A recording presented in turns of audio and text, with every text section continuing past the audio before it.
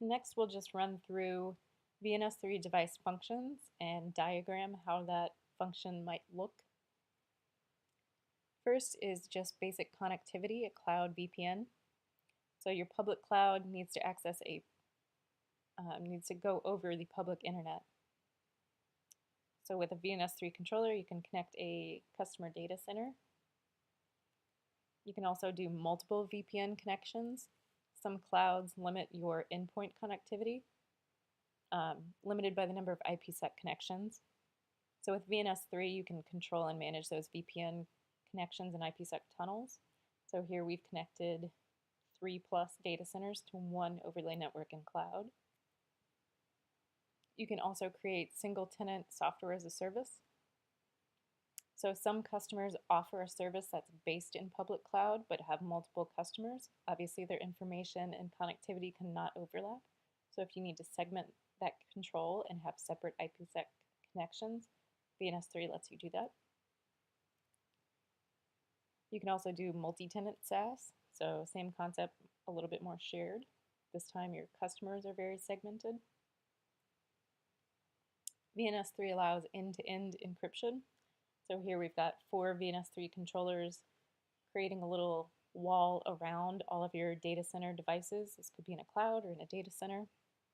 And all traffic is encrypted both in transit and at rest.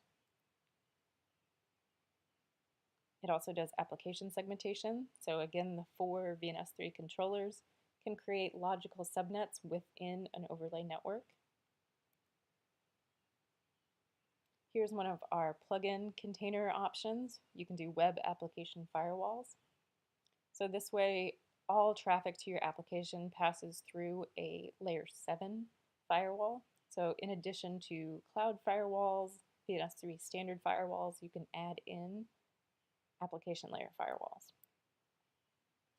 Likewise, network intrusion and extrusion detection systems are usually run at the data center edge, but if you need to deploy it within a cluster of applications in the cloud or somewhere different networks, you can use NIDs inside of VNS3.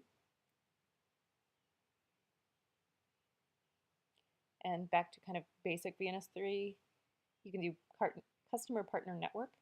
Again, you're segmenting and connecting all at the same time. Multicast, so this is our protocol distributor.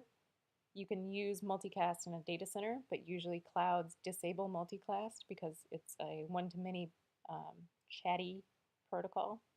So VNS3 allows you to do it within your own network so that you control which servers it goes to and it's not a public multicast.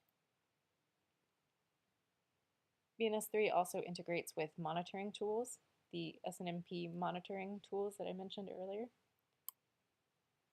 You can also use VNS3 for cloud federation, so you can make your overlay network span cloud providers, cloud locations, underlying networks so that it is completely separate and removed from any underlying concerns. So this way you can allow high availability, failover, and federated resources.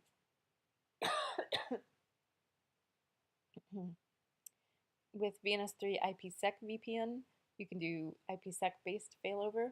So if one of your IPsec tunnels fails, you can do standby, active to standby tunnel switching. You can also do active to active BGP tunnel switching. And finally, you can do overlay network failover so that if you have a peered mesh, your primary and secondary VNS3 controllers can just switch in and out in case of anything.